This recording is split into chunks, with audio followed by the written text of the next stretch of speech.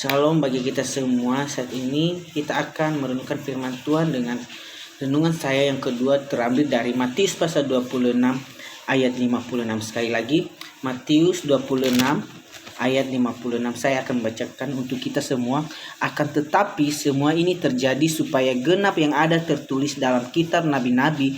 Lalu semua murid itu meninggalkan dia di dalam dan melarikan diri.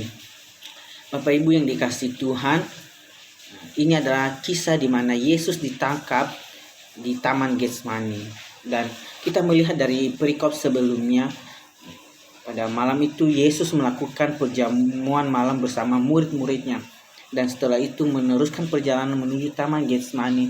Di situ Tuhan Yesus berdoa. Doanya supaya cawan itu dijauhkan daripadanya. Tuhan Yesus sebagai manusia biasa, dia juga merasakan seperti apa yang kita rasakan. Dia juga tidak mau menderita. Tetapi Allah Bapa berkata lain bahwa ini harus ditanggung oleh Tuhan Yesus. Kenapa? Tuhan punya tujuan di dalam hidupnya. Allah punya tujuan dalam hidupnya untuk menyelamatkan orang lain. Bapak Ibu yang dikasihi Tuhan, di ayat berikutnya seperti yang telah kita baca, murid-muridnya meninggalkan dia dan melarikan dia ketika dirinya ditangkap. Bapak Ibu, terkadang kita berada di dalam posisi hal yang sama ketika kita di dalam penderitaan, di dalam pergumulan, di dalam permasalahan. Orang-orang yang dulu kita dekat, orang-orang yang dulu bersama-sama dengan kita, sahabat-sahabat kita, keluarga kita, teman-teman dekat kita, teman kerja kita bersama dengan kita. Tapi ketika kita berada di dalam masalah, mereka meninggalkan kita. Mereka menjauh dari kita. Kenapa? Karena mereka juga manusia sama seperti kita, punya keterbatasan. Ketika kita punya masalah, jangan lari kepada manusia, karena manusia itu dominan, mengecewakan.